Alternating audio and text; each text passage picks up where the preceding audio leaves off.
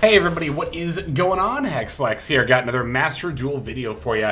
Coming at you with some more Lunalight games. After reaching Master, I started practicing this deck a little bit more, just to try to get familiar with not just the combo lines, but, you know, playing through Disruption and playing sort of off hands a little bit. And that's kind of going to be what this video is mostly about here. So, our first duel is going to be actually a very back and forth game against Sky Strikers. We're going first here. And this is going to be a 7-turn duel, actually. So they're going to hit me with that Fulos, and I'm going to send the Yellow Martin. And I ultimately decided I didn't really want to play into their Fulos here. So I'm going to use Yellow Martin to bounce my Masquerade. This will give me potentially a chance to activate Fulos during my opponent's turn. Obviously, I didn't necessarily know, excuse me, going into their turn that they were going to be on Sky Striker.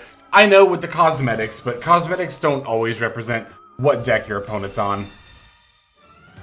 But funnily enough here, they're going to go for Sky Striker Ace 0, add back the Engage, but they can't actually battle over my Yellow Martin with 2000 defense. So this is really going to be a setup turn for them. They're going to grab a Widow Anchor off the Engage, set it with another card, and then pass right back over to me. So I'm perfectly fine if that's all my opponent's going to do on my turn. Top decking Heavy Poly, got that and Lunalight Fusion in hand, which should hopefully prove to be pretty good here. Now I'm going to lead with the Masquerade, and that actually managed to bait out the 0 effect right away, which I was kind of hoping it would, because now that means my opponent cannot use their Sky Striker spells.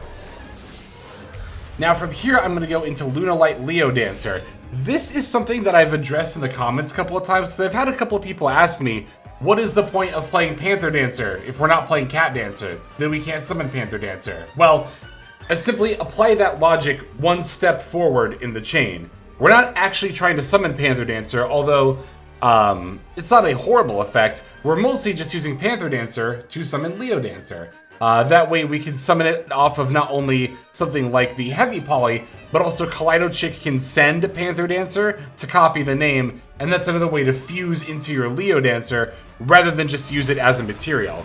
Which in a situation like this is great because I'm not really trying to play into any hand traps or back row. I know one of them is Widow Anchor they can't use, but there's always the chance another one could be like Droplet or something, so I figured it was just safer to go for the Leo Dancer here. Plus, while Leo Dancer isn't quite the same level of towers as the Liger Dancer, it's still unable to be targeted or destroyed by effects, which means that Sky Striker really cannot do that much to it here. Gonna yet again go for the Masquerade. They've got an Ash Blossom this time, which again, I kind of figured beforehand they probably had, you know, more disruption. So I'm just gonna keep battling here with the Leo Dancer. Just let it solo my opponent. And there are a lot of boards and situations where, honestly, this is the case. Also, I did misplay here. I missed lethal. I should have normal summoned a Tiger, but so they're gonna send off that Widow Anchor they were never able to use for Ace 0. Ace 0 is going to add an Engage here. Now they're going to go Engage effect in order to add Hornet Drones. Looks like they're trying to combo up into something. Drawing a card as well. Hornet Drones is going to drop a token on the field. Now the token can link off into Shizuku, but now they have a monster on the main monster zone.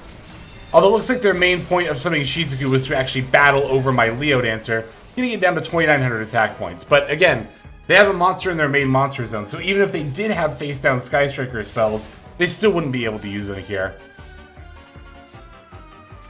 Now there is the Ace 0 effect to think about, but we have enough gas in our hand to push through our opponent simply popping one card, right?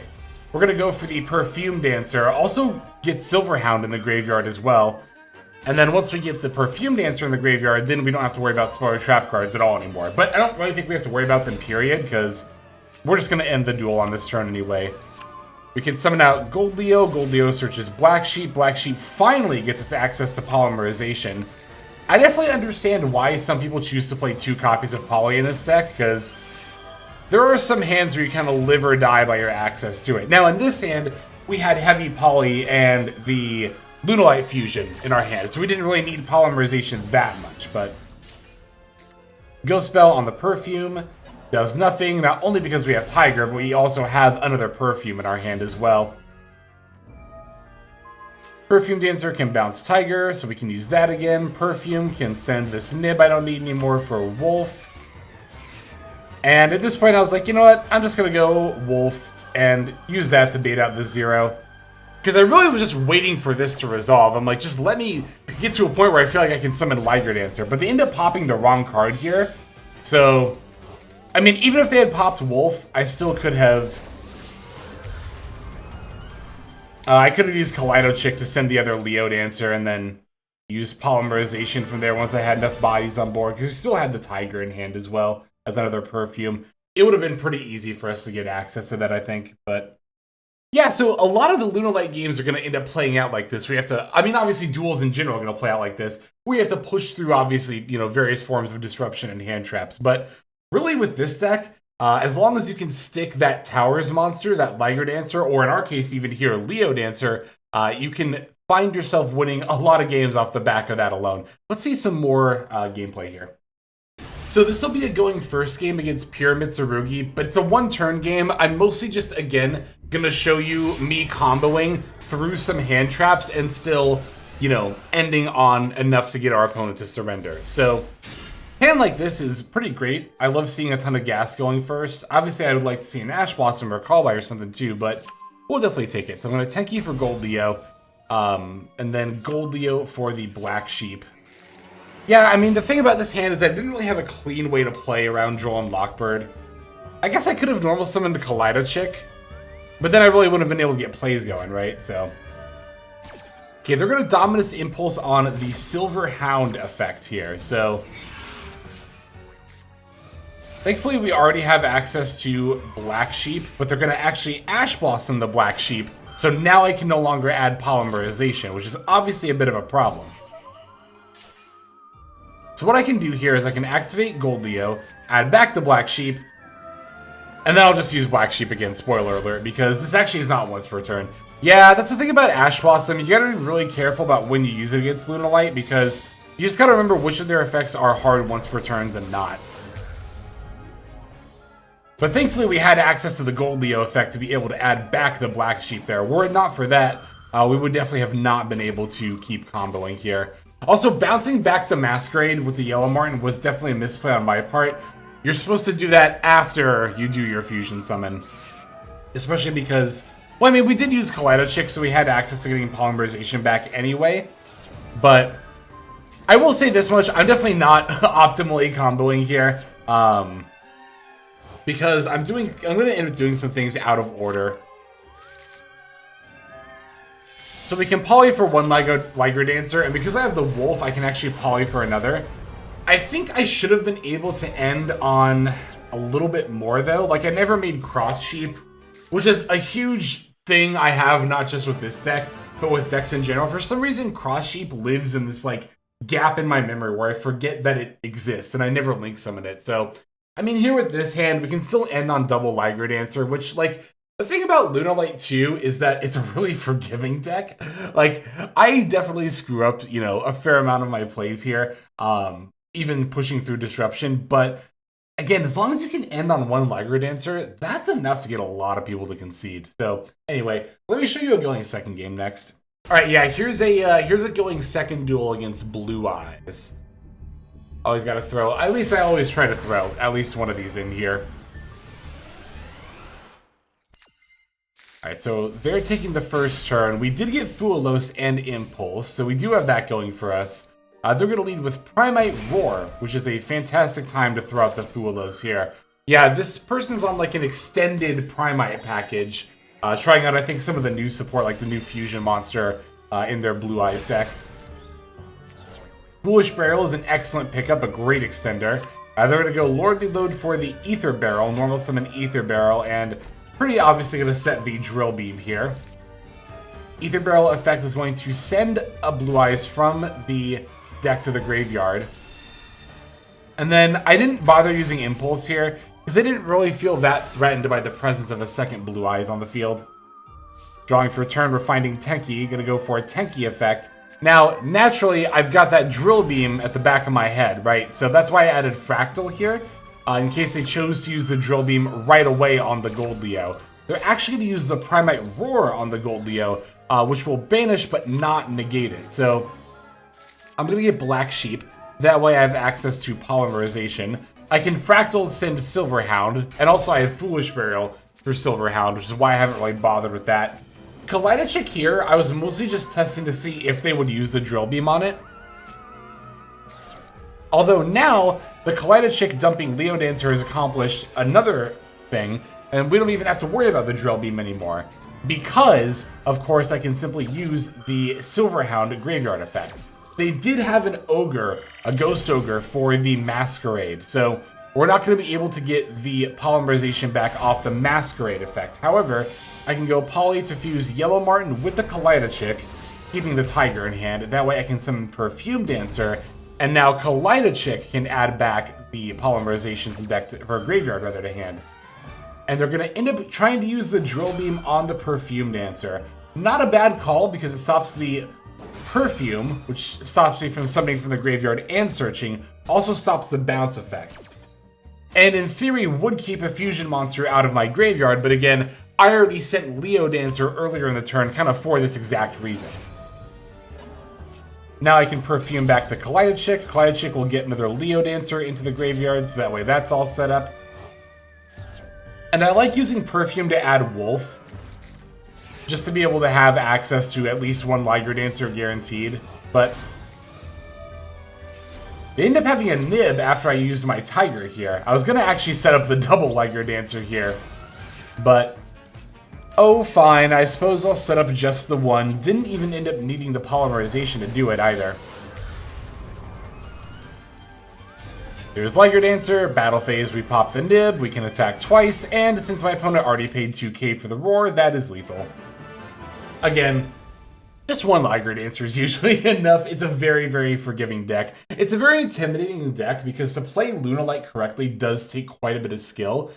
Just keeping track of not only all of your individual effects like any other combo deck, but again, the Lunalight archetype is based off of soft once per turns, meaning you got to keep track of not only have I used this effect, but okay, have I set myself up to use it again by bouncing with like Yellow Marten or the Perfume Dancer or something like that. So there's a lot to keep track of, but again, it's very forgiving if you make mistakes. But I got one last game for us to check out before I show you my updated list here. And this last duel is going to be another going first game against Sky Striker. Not quite as much of a back and forth as the last one, but let's see what we got here. Okay, we got Masquerade and Foolish Burial and Ash Blossom. Definitely don't hate seeing all of those. Masquerade effect, we're going to send off Silverhound. Silverhound effect, we're going to summon Gold Leo. Gold Leo, we're going to add Black Sheep, and then we can send the extra Silverhound. And then we can use Black Sheep to get access to Polymerization. Now Gold Leo can add back the Black Sheep off the effect, and then I'm going to use Poly to fuse the Leo with the Black Sheep. This will let me make the Perfume Dancer. See, this is one of those hands where, like, I have access to the Foolish Burial, and, like, in theory, I think I can make a cleaner combo line by using the Foolish Burial, but at the same time, I'm a little hesitant in case my opponent has a hand trap. That's always, like, the kind of balance you gotta play when you open a hand that's got, like, a starter and an extender, is like, okay, when should I use my extender? Do I really think my opponent doesn't have a hand trap? Here they finally reveal they do have a Ghost Spell, and they're going to use that on the Lunalight Perfume, which is a little bit of a problem because it means that I'm not going to have access to one of the bodies I was going to use to fusion summon, right? And or link. So like, this is another game where I don't really end up making Cross Sheep, although like, given what I have access to, I don't know if I really could have. Like, we're going to use Foolish Burial on the Yellow Marten just to get access to that other body. And also a Lunalight fusion as well, incidentally, you know, more than anything else, but okay, so we do make Cross Sheep here. Okay, good. I was like, okay, please tell me I remember to make it in at least one of these games. And then we're going to use Masquerade's effect in order to make the first Liger Dancer. Yeah, I think my sequencing was a little bit weird here, because I was really thrown off by, again, not having access to all the bodies I was used to. So instead of ending on double Liger Dancer, I'm only going to end on just the one. Alongside, I think I ended up making IP with the Cross Sheep here too. Which, like, yeah, not the turn 1 in board that you're supposed to end on, but I guess it's better. I mean, it's better than nothing, right? Again, yeah, like I said, mostly this play session was me just trying to practice a stack and really get a hang of, like, what can I do when interrupted. So I realized that when interrupted, there was a more optimal way to play this out, but I think I really should have focused on prioritizing the second Liger Dancer before IP / the Evil Swarm. I could have ended on that as well, but... Alright, they're leading with a couple of Ash Blossoms here. Clearly, I feel like they're trying to bait out my Silverhound right now with, like, that Harpy's Feather Duster, right? Because I really don't care if those back rows get destroyed. I think my opponent realizes that. Yeah, they just really wanted me to use my Silverhound before whatever Sky Striker spell they were looking to activate. If it was engage, I had Ash Blossom in hand anyway. And really, again, there's not a ton that Sky Striker can do against a resolved Liger Dancer once it's hit the field as well. Alright, so there's those games. Let me show you now my updated deck list. Alright, so here is my updated deck list for Lunalight. The biggest addition to the deck that I wasn't playing last time is Heavy Polymerization. Most people are on Heavy Polymerization, however, this card is very optional. And the reason I didn't start off by playing Heavy Polymerization is because my thought process was, you know, Heavy Poly is a going second card, right? It's not a going second card like an Evenly or a Kaiju, but, you know, its utility is often going to be the same as a going second card in that, well, it's really at its best going second. The thing that was a bit of a tiebreaker for me is that a couple of things. One, Heavy Poly can still potentially be used on your turn 1 to make your first Liger Dancer using stuff from your field, and that can help if you're in a position where you don't have access to Polymerization. And a lot of opponents who really know how Lunalight plays will often try to hand trap you in such a way that you specifically don't have access to Polymerization. So sometimes Heavy Poly can come in clutch in that regard.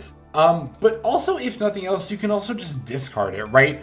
Between the Gold Leo, right here, and the Masquerade, you've got a couple of effects that want you to just discard cards anyway. So it's like, I don't know, you can always just toss it if you don't need it, right? Because you could make an argument that Fulos is also more of a going second card, and is also often just discarded. So thinking about it that way was kind of tipping me into trying the Heavy Polymerization. And I decided to start off with a full playset of 3. If you wanted to, you could go down to 40 cards and only play 2 if you're using this build, but Lunalight is also a deck where I don't really mind being at 41 because we have a fair amount of cards that we're not necessarily trying to open all the time. You know, stuff like our Silverhound, stuff like our Emerald Bird, which is also very optional. The Yellow Martin, you know, even ideally Polymerization itself, we're going to end up searching, even though we want to always see access to it. We're just going to get it off the Black Sheep, so you don't really need to always open it either. But yeah, extra deck is mostly still the same. The main Lunalight monster that I'm not playing as far as like the extra deck goes is the Saber Dancer, because it is a UR, and I don't really want to craft another UR for this deck. If I don't have to. And this card is very optional. It's nice to have a Lunalight fusion that you can make without having to, you know, use the Kaleidochick to get a specific name. But at the same time, for my extra Lunalight monster in the extra deck slot, I really like having the Panther Dancer for the reasons that we saw in that first game. Again, you don't need Cat Dancer because we're not actually going to summon Panther Dancer. This card's really not that great compared to Leo and especially Liger Dancer, but you know, Leo Dancer, as you saw, even though it's not technically unaffected like Liger Dancer, still not being able to be destroyed by effects or targeted by them will protect you against like the vast majority of things your opponent could possibly do. So all in all, I've been very satisfied with this build as I've been practicing Lunalight and trying to get better at it.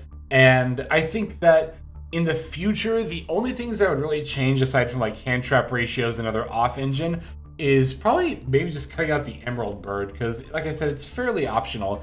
Either that or I could see myself going down to 2 Super Poly, but I think I would still try to stay above 40, and if I were to do something like that, it would be to try to fit in more hand traps. So that's where I'm at for the build. Thanks for watching, as always. Let's go ahead and move on to the outro. Hey everybody, Hexlex here. Thank you so very much for watching all the way to the very end of the video, which by the way is one of the best ways to support the channel. Speaking of supporting the channel, take a look at the names on screen. These are folks who have been so generous as to either join as a YouTube member or subscribe over on patreon.com/Hexlex to support. There's also perks for doing so. If you would like to see YouTube videos early, as well as some exclusive videos that get uploaded to YouTube, but for one reason or another I decide not to publish, definitely go ahead and hit that join button to see content early, as well as some exclusive content. If you're looking for more exclusive content, over on patreon.com, I upload exclusive videos that are not posted on YouTube just about every single day. Whether you choose to subscribe over on Patreon, join as a YouTube member, or simply continue to watch, your support is greatly appreciated. Thank you so very much. But for now, this is Hexlex. I am signing out, and I hope that you have a fantastic day.